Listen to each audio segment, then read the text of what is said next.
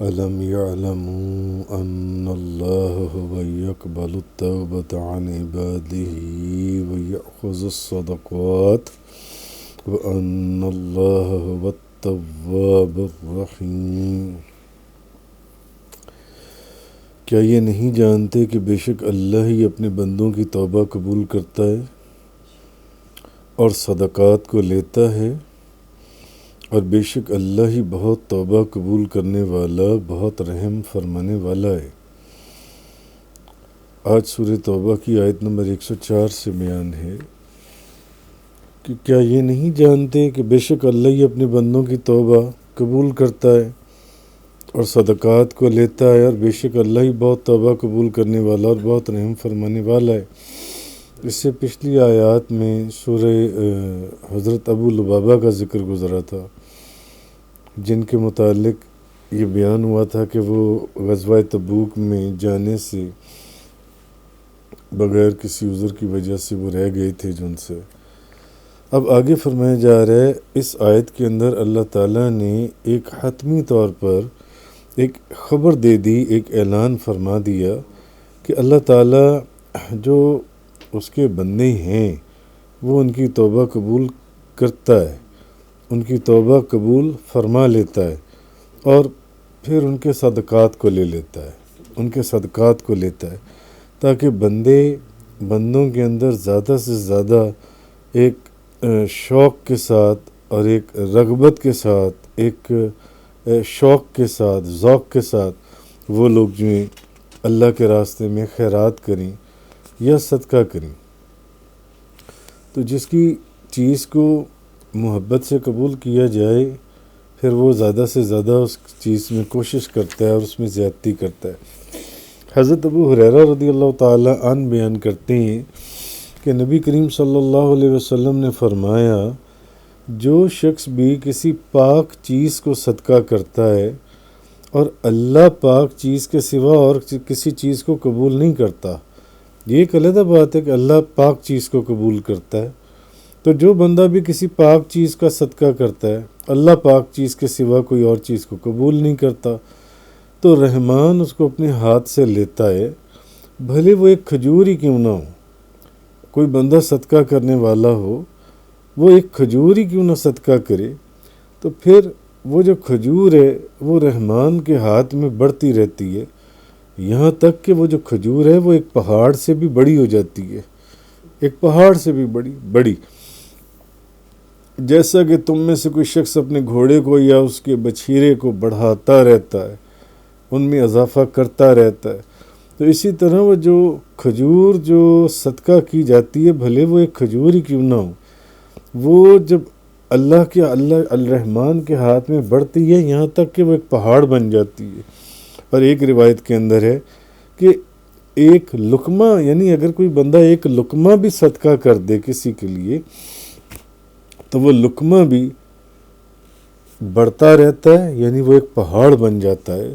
اور اس کی تصدیق اللہ کی کتاب میں ہے کہ وہی اپنے بندوں کی توبہ قبول کرتا ہے اور صدقات کو لیتا ہے جن سے۔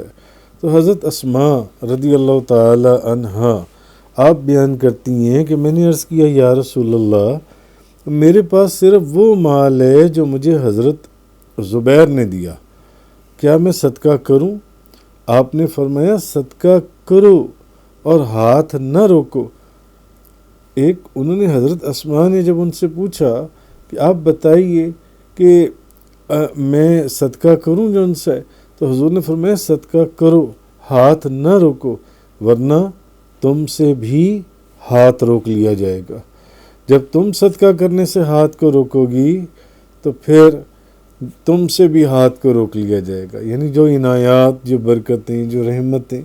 پھر تو حضرت عائشہ رضی اللہ تعالی عنہا بیان کرتی ہیں، سنن ابو داؤد شریف کی اور سنن نسائی شریف کی حدیث ہے کہ آپ فرماتی ہیں، ایک مرتبہ میرے پاس ایک سائل آیا، تو اس وقت میرے پاس نبی کریم صلی اللہ علیہ وسلم بھی موجود تھے۔ جب کوئی سوال کرنے والا آیا تو میں نے اس سائل کو کچھ چیز دینے کے لیے کہا، میں نے کہا کہ سائل کو کچھ دے دو کسی کو۔ پھر میں نے اس سائل کو بلایا اور میں نے اس چیز کو دیکھا جو اس کو دی گئی تھی، تو تب نبی کریم صلی اللہ علیہ وسلم آپ نے فرمایا کہ کیا تم یہ نہیں چاہتی کہ تمہارے گھر میں جو کچھ آئے اور تمہارے گھر سے جو کچھ جائے اس کا تمہیں علم ہو؟ میں نے کہا ہاں۔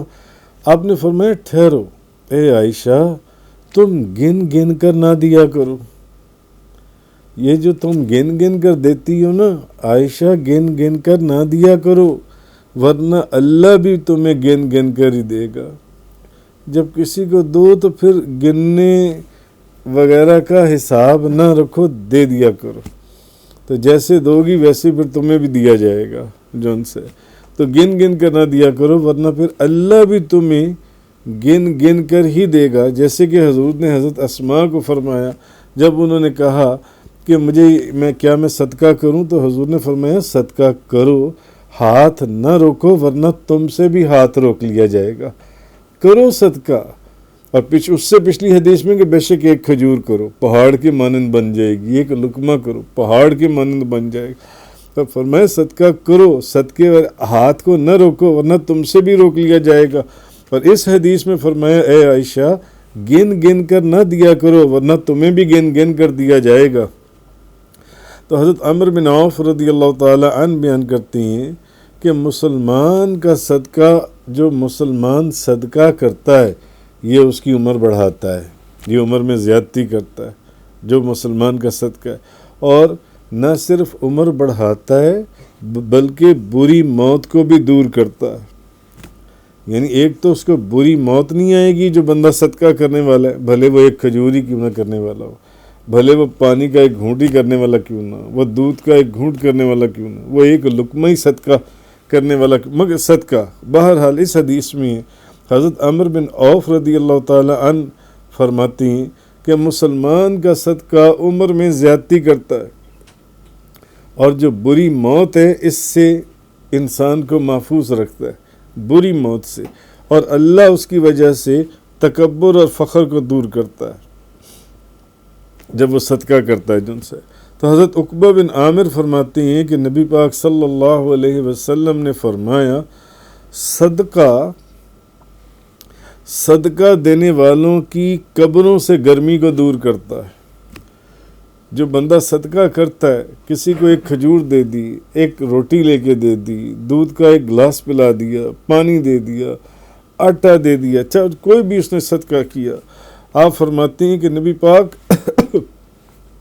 صلی اللہ علیہ وسلم نے فرمایا صدقہ دینے والوں کی قبروں سے گرمی کو دور کرتا ہے، اور مسلمان قیامت کے دن صرف اپنے صدقے کے سائے میں ہوگا۔ قیامت والے دن مسلمان کے پاس جو اس نے صدقہ کیا ہوگا وہ اس کے سائے میں ہوگا۔ اور اس سے پچھلی حدیث میں نے یہ بیان کیا کہ مسلمان کا جو صدقہ ہے جب وہ صدقہ کرتا ہے تو وہ اس کی عمر کو بڑھاتا ہے اور اس کو بری موت سے بچاتا ہے۔ اور یہ جو صدقہ دینے والا ہے، صدقہ دینے والوں کی قبروں سے گرمی کو دور کرتا ہے، اور مسلمان قیامت کے دن صرف اپنے صدقے کے سائے میں ہوگا۔ تو حافظ عماد الدین اسماعیل بن عمر بن کثیر دمشقی وہ لکھتی ہیں، امام ابن عساکر نے اپنی سند کے ساتھ روایت کیا کہ حضرت معاویہ رضی اللہ تعالی عنہ کے زمانے میں عبد الرحمن بن خالد بن ولید کی قیادت میں مسلمانوں نے جہاد کیا، کہیں جہاد پر گئے۔ ایک مسلمان ایسا تھا جس نے مال غنیمت میں سے 100 رومی دینار غبن کر لیے۔ ایک مسلمان نے 100 رومی دینار جو ہیں وہ اس نے دائیں بائیں کر دیے، اس نے غبن کر لیے۔ اب جب لشکر واپس چلا گیا، جنگ ہو گئی، جہاد مکمل، سب لوگ اپنے اپنے گھروں میں چلے گئے۔ اب اس مسلمان کو ندامت محسوس ہوئی۔ اب وہ امیر لشکر کے پاس وہ دینار لے کر گیا۔ اس نے کہا میری یہ نیت خراب ہو گئی تھی تو میں نے 100 دینار دائیں بائیں کر دیے تھے، غبن کیے یا چھپا لیے یا جو بھی جھوٹ بولا میں نے ان کو کر لیے۔ اب امیر لشکر جو ہیں انہوں نے اس کو لینے سے انکار کر دیا کہ جن اہل لشکر کے اندر یہ دینار تقسیم ہونے تھے وہ تو سب جا چکے ہیں، جن کا یہ حق تھا اب تو ان کو دیا ہی نہیں جا سکتا۔ یہ بہت مشکل ہے. وہ تو سب جا چکے اپنے گھروں میں جن میں یہ تقسیم ہونے تھے. وہ کون لوگ تھے, کتنے تھے, کیسے تھے, وہ تو سب اپنے گھروں کو لوٹ گئے. اس لیے اب میں ان کو تم سے نہیں لے سکتا. تم یہ کرنا کہ اب چلے جاؤ یہاں سے اور قیامت والے دن یہ دینار خدا کو دے دینا. یہ دینار لے جاؤ یہاں سے, یہ جو غبن کیے تھے قیامت والے دن خدا کو دینا. اب وہ جو بندہ ہے, وہ جو مسلمان تھا, وہ بہت سے صحابہ کرام کے پاس گیا. ایک صحابی, دوسرے صحابی, تیسرے صحابی, کئی صحابی, سب نے یہی جواب دیا صحابہ کرام کا, یہ لے جاؤ صدقہ, یہ لے جاؤ. یہ وہ تو چلے گئے جن کے درمیان تقسیم کرنا تھا, جہاد والے جو ان سے جن میں یہ تقسیم ہونا تھا, یہ صدقہ جو ان سے. تو اب سب نے کہا کہ لے جاؤ, کسی نے بھی نہ قبول کیے. تو اب وہ دمشق گیا اور حضرت معاویہ سے ان کو قبول کرنے کی درخواست کی. حضرت معاویہ سے عرض کیا کہ آپ اس کو قبول فرما لیں. انہوں نے بھی انکار کر دیا. انہوں نے کہا لے جاؤ اس کو یہاں سے, یہ تو اب تقسیم ہو ہی نہیں سکتا. اب کیسے تقسیم ہوگا جن سے؟ اس لیے جو پہلے جس نے کہا تھا لے جاؤ, یہ اب قیامت والے دن اللہ کی بارگاہ میں پیش کرنا جاؤ, ان کو اللہ کو دے دینا جا کر. جن کا حق تھا وہ تو لوٹ چکے, وہ تو جا چکے. جو جہاد میں دنیا گئی تھی, کیا پتہ جن میں تقسیم ہونا تک, اب تو وہ لوگ ہیں ہی نہیں, ان کو کیسے ان کا حق پہنچایا جائے.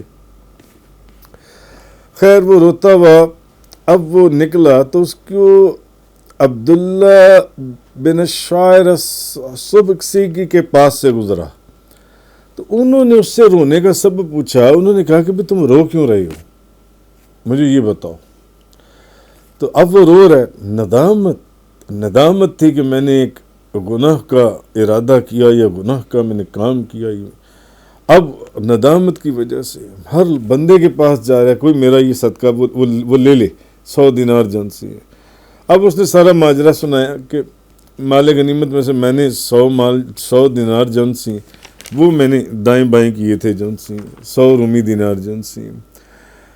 تو انہوں نے کہا کہ تم حضرت معاویہ کے پاس جاؤ جن سے, اور ان سے کہو کہ اس میں سے 5واں حصہ جو بیت المال کا حق ہے, اور وہ 20 دینار بنتی ہیں. 100 دیناروں کا 5واں حصہ 20 دینار, اور وہ بیت المال کا حصہ, وہ تو آپ قبول کر سکتے ہیں, وہ تو قبول کریں اب وہ ان کے حوالے کر دو. اب رہ گئے پیچھے باقی 80 دینار جو بیت المال کا حصہ نہیں تھا. وہ جو 80 دینار ہیں وہ ان اہل لشکر کی طرف سے جن کے اندر وہ تقسیم ہونا تھا, وہ اللہ کے راستے میں صدقہ کر دو. اور صدقہ اس نیت سے کرو کہ جو ان کے مستحق تھے ان دینار کے, اس مال کے, یہ میں نے ان کی طرف سے جنسنا صدقہ کر دیا جو اس کے مستحق ہو سکتے تھے. کیونکہ اللہ تو ان کے ناموں سے واقف ہے.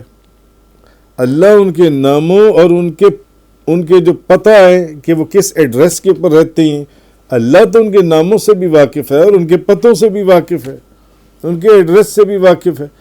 تو وہ ان کو ان دینار کا ثواب پہنچا دے گا, اور اللہ اپنے بندوں کی توبہ قبول کرنے والا ہے.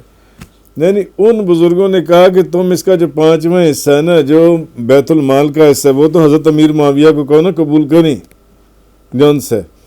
اور جب وہ اس کو قبول کر لیں تو انہیں کہو کہ جی باقی 80 دینار رہ گئے نا, یہ تو 20 لیں نا, یہ تو اس کا حصہ, یہ تو موجود ہے بیت المال, اس میں داخل کریں. جو باقی 80 دینار ہیں وہ اللہ کے راستے میں جون سے اہل لشکر کی طرف سے صدقہ کر دو جو اس کے مستحق تھے ان 80 دیناروں کے, کیونکہ اللہ ان کے ناموں سے بھی واقف ہے اور ان کے ایڈریس اور پتوں سے بھی واقف ہے. تو وہ ان کو ان دینار کا ثواب پہنچا دے گا, اور اللہ اپنے بندوں کی توبہ قبول کرنے والا ہے. تو اس مسلمان نے ایسا ہی کیا. حضرت امیر معاویہ فرمایا کرتے تھے کہ اگر یہ فتویٰ میں نے دیا ہوتا تو مجھے یہ فتویٰ اپنی ساری مملکت میں سب سے زیادہ محبوب ہوتا. جہاں تک میری بادشاہت ہے, میری مملکت ہے, سب کے اندر ہر چیز سے زیادہ یہ فتویٰ مجھے زیادہ محبوب ہوتا ہے جو ان سے, ان چیزوں سے بھی. تو یہ چیز, اصل چیز یہ ہے کہ صدقہ جو ان سے, صدقے کی برکتیں جو ان سی ہیں کہ صدقہ عمر میں زیادتی کرتا ہے اور بری موت کو دور کرتا ہے. عمر بھی بڑھاتا ہے اور بری موت کو بھی دور کرتا ہے, اور صدقہ دینے والوں کی قبروں سے گرمی کو دور کرتا ہے، اور قیامت والے دن جو مسلمان ہیں یہ قیامت والے دن صدقے کے سائے میں ہوں گے، صدقے کے سائے میں۔ آگے فرمایا آیت نمبر 105، وَقُلِ اعْمَلُوا فَسَيَرَى اللَّهُ عَمَلَكُمْ وَرَسُولُهُ وَالْمُؤْمِنُونَ وَسَتُرَدُّونَ إِلَىٰ عَالِمِ الْغَيْبِ وَالشَّهَادَةِ فَيُنَبِّئُكُم بِمَا كُنتُمْ تَعْمَلُونَ۔ اور آپ کہیں کہ تم عمل کرو، پس ان قریب اللہ تمہارے عمل کو دیکھ لے گا، اور اس کا رسول اور مومنین بھی، اور ان قریب تم اس کی طرف لوٹائے جاؤ گے جو ہر غیب اور ہر ظاہر کو جاننے والا ہے، پھر وہ تم کو ان کاموں کی خبر دے گا جن کو تم کرتے رہے تھے۔ یہ باب کہیے کہ تم عمل کرو، اللہ تمہارے عمل کو دیکھ لے گا، اور اس کا رسول بھی، اور مومنین بھی، تو ان قریب تم اس کی طرف لوٹائے جاؤ گے جو ہر غیب کا بھی جاننے والا ہے اور ظاہر کا بھی جاننے والا ہے، پھر وہ تمہیں ان کاموں کی خبر دے دے گا جن کو تم کیا کرتے تھے، جو کام تم کیا کرتے تھے۔ تو حضرت ابو سعید خدری رضی اللہ تعالی عنہ آپ بیان کرتے ہیں کہ نبی کریم صلی اللہ علیہ وسلم نے فرمایا کہ اگر تم کسی باندھ چٹان کے اندر بھی عبادت کرو جس کا نہ تو کوئی دروازہ ہو اور نہ کوئی کھڑکی ہو،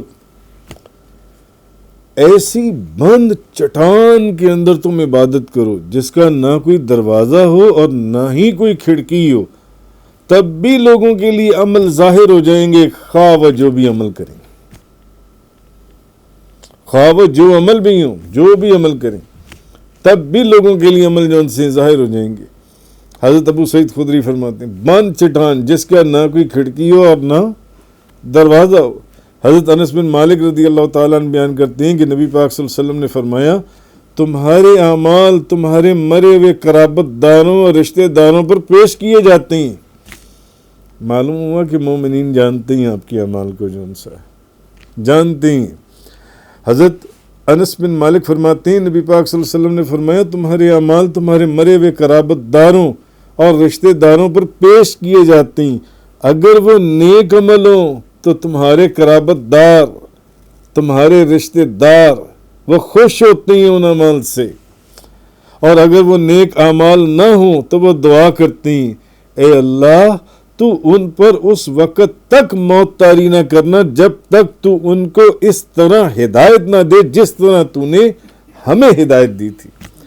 یعنی تمہارے اعمال اگر تو اچھے ہوں تو وہ خوش ہوتے ہیں، اور اگر اچھے نہ ہوں تو تمہارے لیے تمہارے قرابت دار، تمہارے رشتہ دار جو مر گئے، پہلے چلے گئے، دنیا سے پردہ فرما گئے، وہ تمہارے لیے دعا کرتے ہیں کہ اللہ تو ان پر اس وقت تک موت کو طاری نہ کرنا جب تک تو ان کو اس طرح ہدایت نہ دے جس طرح تو نے ہمیں ہدایت دی تھی۔ تو معلوم ہوا کہ اس آیت کے اندر یہ جو فرمایا کہ تم عمل کرو، ان قریب اللہ تمہارے عمل کو دیکھ لے گا، اس کا رسول بھی دیکھ لے گا، مومنین بھی دیکھ۔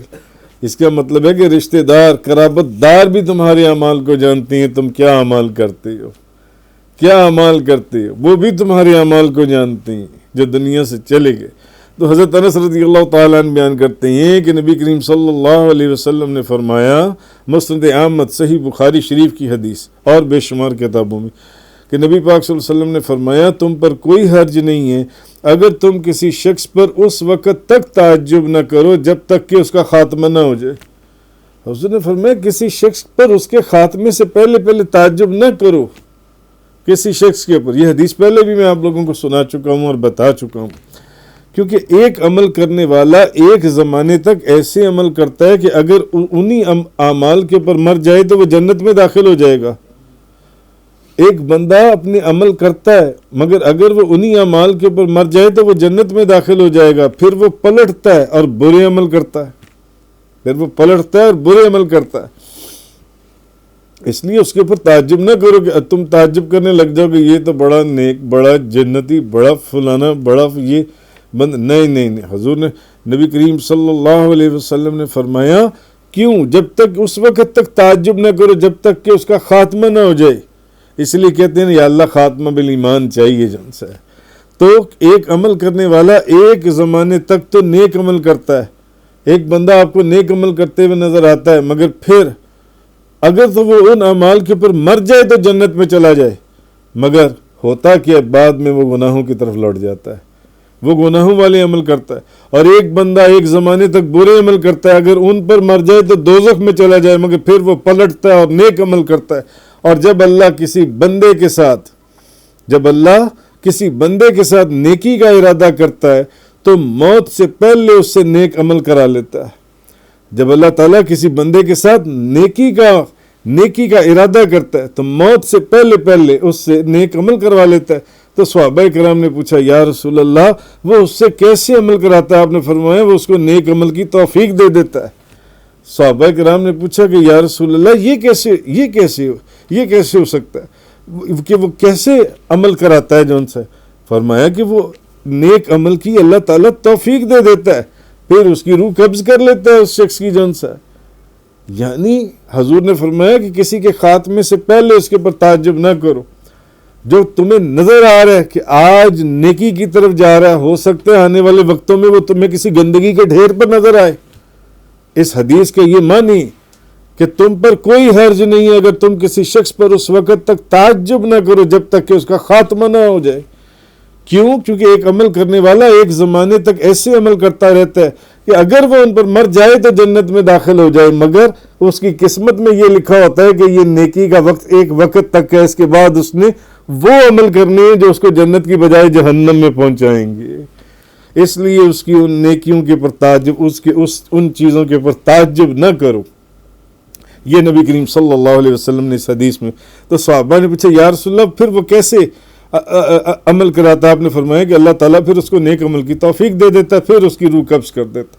ایک بندہ ایسا ہے جو گناہوں کے اوپر عمل کرتا رہتا ہے اور تم اس کے اوپر تعجب کرنے لگ جاؤ، مگر آنے والے وقت میں وہ نیکی کی طرف لوٹ جائے اور وہ جنت میں داخل ہو جائے. مگر ایک بندہ جس کو تم دیکھ رہے ہو کہ یہ جنتی بندہ، یہ بڑے نیک عمل کر رہا ہے، مگر اس کے آنے والے وقت میں اس کے وہ سارا سسٹم ہی چینج ہو جائے اور اس کو وہ گناہوں کی دلدل میں پھنس جائے، گندگی میں پھنس جائے اور اس کو دوزخ میں داخل کر دیا جائے، اس کے لیے جہنم لکھ دی جائے. یہ چیز نبی کریم صلی اللہ علیہ وسلم نے اس کے اندر جو ان سے فرمائی. تو علامہ اسماعیل حقی تفسیر روح البیان کے اندر فرماتے ہیں کہ نیک بندوں کے جو خالص عمل ہیں، جو مخلص عمل ہیں، مخلصانہ عمل کا ایک نور ہوتا ہے جو آسمان کی طرف اپنے صدق اور اخلاص کے انداز کے مطابق وہ بلند ہوتا ہے. تو اللہ اسے اپنے نور الوہیت سے اور رسول اسے اپنے نور نبوت سے، اور مومنین جو ہیں کامل مومن جون سے وہ اسے اپنے نور ایمان سے دیکھ لیتے ہیں. تو اصل چیز یہ اس آیت کے اندر فرمائی گئی کہ آپ کہیے کہ تم عمل کرو، ان قریب اللہ تمہارے عمل کو دیکھ لے گا، اور اس کا رسول اور مومنین بھی. اور وہ جو میں نے حدیثیں سنائی اس میں تو آپ کے قرابت دار، آپ کے رشتہ دار آپ کے اعمال کو جانتے ہیں. اگر آپ اچھے اعمال کرتے ہیں تو وہ خوش ہوتے ہیں، اور اگر آپ برے اعمال کرتے ہیں تو پھر وہ دعا کرتے ہیں. آگے فرمایا آیت نمبر 106 کے اندر وَآخَرُونَ مُرْجَوْنَ لِأَمْرِ اللَّهِ إِمَّا يُعَذِّبُهُمْ وَإِمَّا يَتُوبُ عَلَيْهِمْ وَاللَّهُ عَلِيمٌ حَكِيمٌ. آیت نمبر 106. اور بعض دوسرے وہ ہیں جن کو اللہ کا حکم آنے تک مؤخر کیا گیا ہے، یا اللہ ان کو عذاب دے گا یا ان کی توبہ قبول فرما لے گا، اور اللہ بہت علم والا اور بہت حکمت والا ہے. اب اس کے اندر جن پچھلی جو بے شمار درجنوں آیات اور بے شمار رکوع جن سے ہیں، بلکہ سورہ توبہ شروع سے اگر آپ دیکھیں تو صرف منافقوں کا حال بیان ہو رہا ہے، منافقوں کے حالات بیان ہو رہے ہیں، منافقوں کی کیفیات بیان ہو رہی ہیں، منافقوں کے بہانے بیان ہو رہے ہیں، منافقوں کی جھوٹے جو وہ بہانے نبی پاک صلی اللہ علیہ وسلم کی بارگاہ میں بناتے تھے. اور اس میں سے 90% ان منافقوں کا ذکر ہوا جن کو نبی کریم صلی اللہ علیہ وسلم اللہ اور اس کے رسول نے کہیں جانے کے لیے فرمایا اور انہوں نے جانے سے انکار کر دیا، جھوٹی قسمیں کھائیں یا جھوٹے عذر بیان کیے اور جھوٹے بہانے بیان کیے کہ یا رسول ہم اس لیے نہیں جا سکتے یا ہم اس لیے نہیں جا سکتے ان کا. تو وہ جو منافق تھے جو لوگ غزوہ تبوک کے اندر نبی پاک صلی اللہ علیہ وسلم کے ساتھ نہیں گئے، ان کی 4 قسمیں ہیں، 4 قسمیں. ایک تو وہ منافق تھے، دوسرے کچھ مسلمان تھے 2 3 چند جن کا ذکر کل کے بیان میں صرف ایک آیت کے اندر ہوا، جو سستی اور غفلت کی بنا کے اوپر غزوہ اور بعد میں نادم ہوئے، نبی پاک صلی اللہ علیہ وسلم کی خدمت میں حاضر ہوئے اور انہوں نے توبہ کی. یا وہ مسلمان تھے جو اسی وجہ سے نہیں جا سکے مگر نبی پاک صلی اللہ علیہ وسلم کی خدمت میں حاضری بھی نہیں دی جون سی ہے، اور انہوں نے اس معاملے کو دیر کیا تو اللہ تعالیٰ نے بھی ان کا معاملہ دور کر دیا، دیر کر دیا. اور وہ مسلمان جو بہت بوڑھے تھے، بہت کمزور تھے، یا نابینا تھے، یا معذور تھے، یا اپاہج تھے، ان کو بھی ان کے شرعی عذر کی وجہ سے رخصت جنسیت دی گئی. اور کعب بن مالک، حلال بن امیہ اور مرارہ بن ربیع جو کسی شرعی عذر کے بغیر یہ غزوہ تبوک میں شریک نہ ہوئے تھے، تو نبی پاک صلی اللہ علیہ وسلم نے فرمایا یہ وہ لوگ ہیں جن کے ساتھ نہ تو کوئی گفتگو کرے اور نہ کوئی سلام کا جواب دے.